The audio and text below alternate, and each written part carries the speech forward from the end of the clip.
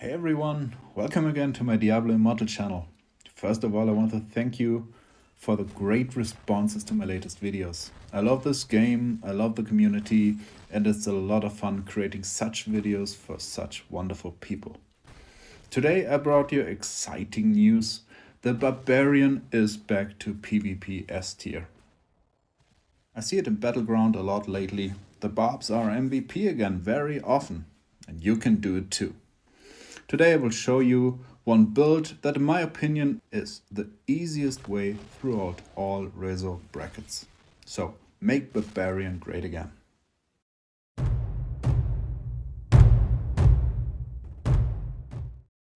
So let's get into the build. I call it the Demo Fury, but title is still under construction, so please leave me a comment if you find any better title for this build. It focused mostly on the new demoralized helmet. You have the Wrath of the Berserker, your classic charge, Undying Rage, and the Lacerate. What is good about the build is that it's not that hard to play. You need a bit of training to fire your shouts at the right moment, but in the end, this build focuses around a lot of damage. You have a good idle control with it because you have some crowd control skills. With the demo shot, you're doing a crowd damage on all of them, and the charge, of course, let you knock up a lot of enemies. Let's have a look at the legendary essences. We start with the helmet, the Heartless Terror, which gives you CC immunity and knockback immunity for a good amount of time. Go on with the chest piece, the Tracker's Rage, and the pants, Screaming Fury, which helps you to have a good Furious Charge with extra damage boost and the knock-up. Going on to the Rending Bite and the Ardent Fervor. Both essences very important for you because with the Lacerate now you have your primary damage in place with a bleed, which is very important. And what you should look at is that you get 2 awakenings on those both slots, because that's overall 20% additional damage without any strife in the PvP, which is very important. On the offhands, we have the Sundered Legacy to give us our fire damage with the Wrath of the Berserker, and the Falling Thunder, the new essence that gives you additional 28.5% damage when something bleeds around you. Finishing it with the shoulders, the Nature's Temper, which again focus on the Wrath of the Berserker, giving you additional damage with your primary attacks as soon as the Wrath is active. So overall, when you look at it, we are now combining the best essences from the last 3 or 4 seasons together here with the initial Screaming Fury, Tracker's Rage that was there a long time with the Rending Bite. Then from the last season, the other offhand that gives us additional attack speed. We have from this season now the helmet and the other offhand of Falling Thunder. It's a nice combination, the best in breed out of the last season, which is nice. You can play this build a bit differently. I have an alternate shoulder and an alternate offhand for you. The Dishonored Blade, which gives you additional duration of your demoralize, and the loathsome lamina, which gives you a shield with your Wrath of the Berserker. So you can play this more aggressive, focused on damage, this whole build, or you can play it a bit more passively with those 2 essences. For the sets, you can choose freely, but in my opinion, the Gloom set is one of the best for this build. You have a solid source of crit chance, which is very important because your crit chance PvP gets drived a lot. When you look at it, you're coming from a 20%, and in PvP you stick around 5%, it's nearly gone. That Gloom provides you that crit chance again. It has a solid damage with 50%, and it is always available on the initiation, which is pretty important for you because that's your main moment where you shine, where you deal all the damage. And of course, we need 2-piece Vithus to get our beneficial effects running more longer with our demoralize and the rest of the Berserker.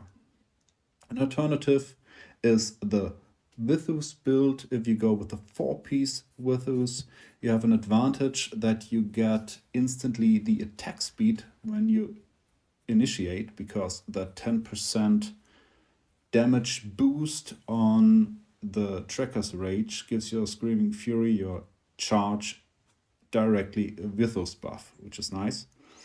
But you will miss some crit damage. So I saw some people playing this, but honestly I prefer the Gloom.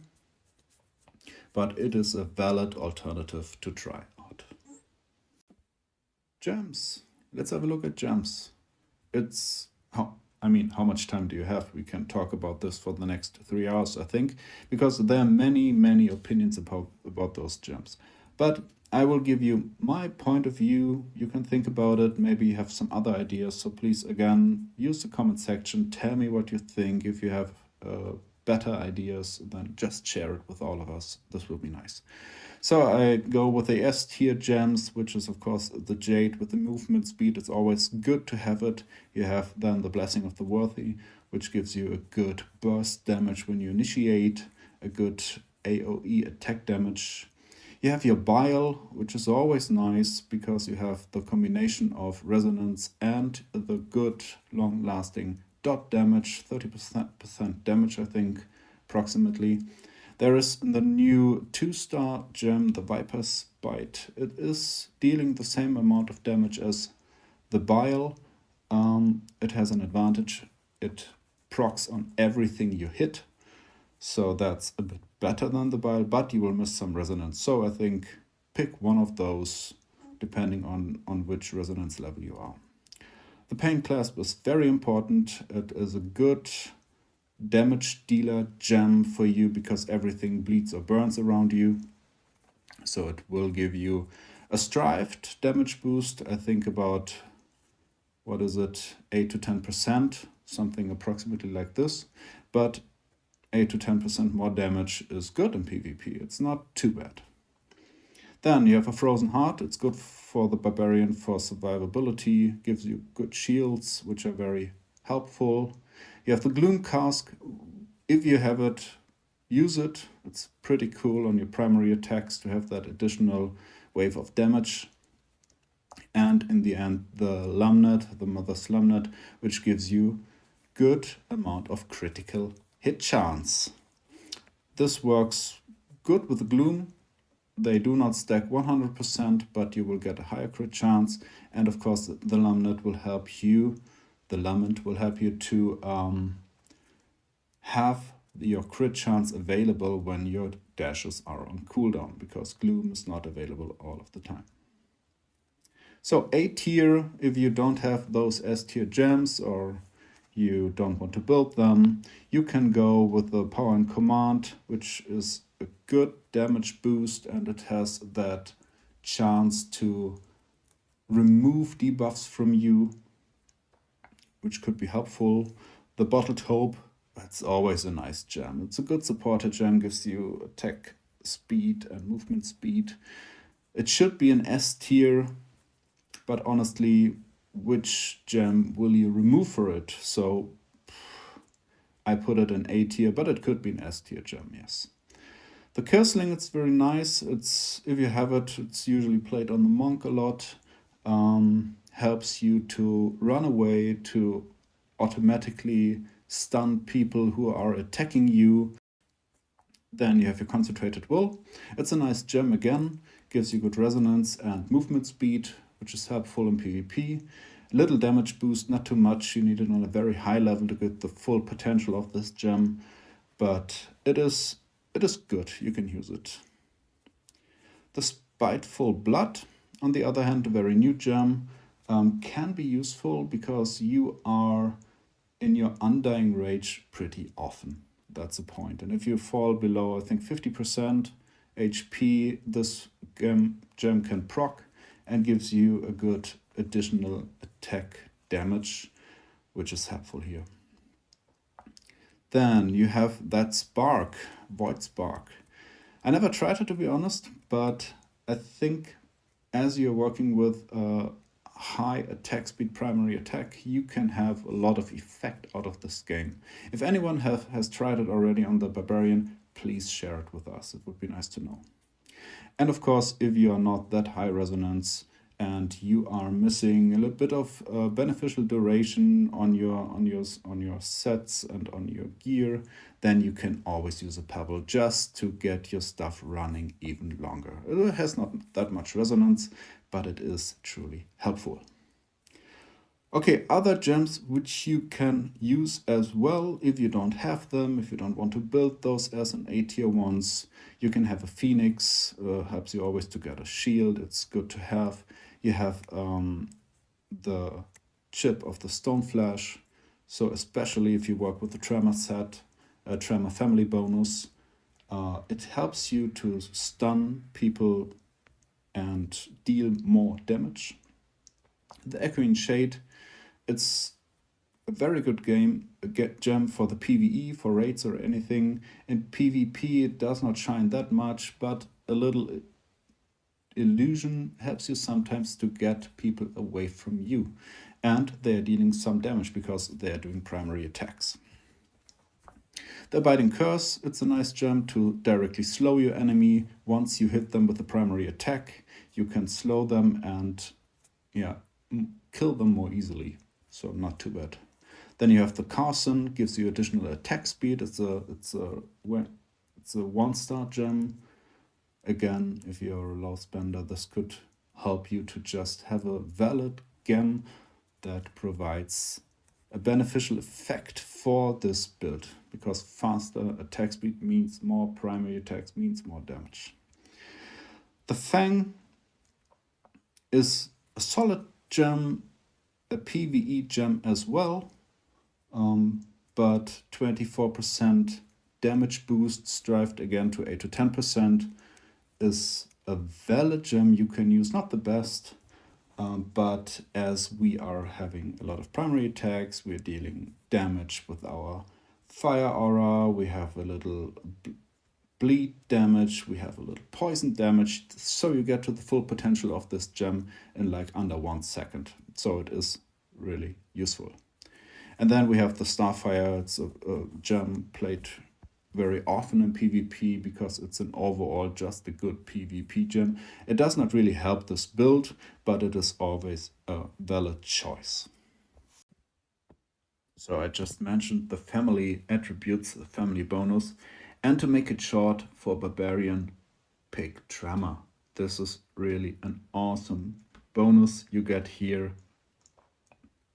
I would advise you to go with those 3 different kinds. You take the primary attack damage as a first thing. That helps you a lot in PvE, and for this build it is very essential to have a high primary attack damage.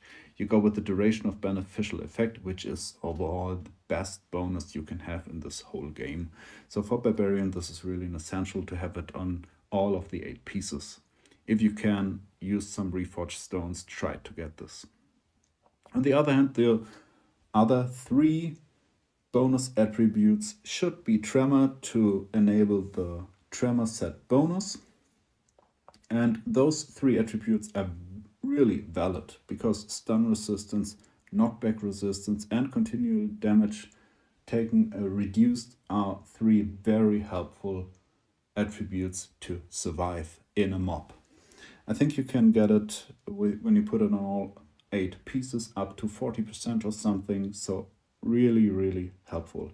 And the bonus itself is a stun that with which you can stun everything under the idol. It has a huge AoE range and really let you stun the whole enemy team that tries to sit an idle, which is helpful as hell in PvP. For the cursed gear, for this build you should go for the Lashed. The 6-piece Lashed let you deal a little AoE whip slash, which can attack a lot of enemies at the same time. So not just the primary attack enemy that is right in front of you, even the guys that are behind that one. What many people do not know, a Lashed is a bleed effect. So once you hit that, every enemy counts as bleeding, which benefits our offhand, where the rest of the Berserker gets enraged for nearly 30% additional damage once someone around you bleeds. So not just our primary attack will deal a bleed, even the Lashed to all enemies behind them. So how does it look in action? We take our Wrath of the Berserker and the Hidden Sprint to get as fast as possible to the enemy lanes. And then we dash, directly use the Demoralize to be immune to any knockbacks and primary attack them to death. That is the point, and we repeat it, fire our Wrath again, fire our Demoralize again, and stun them. And then we try to get out. That's it. So I hope you like this build as much as I do. Leave me a like if you do so, and subscribe to get more Barb and Diablo Immortal content. See you soon, my friends.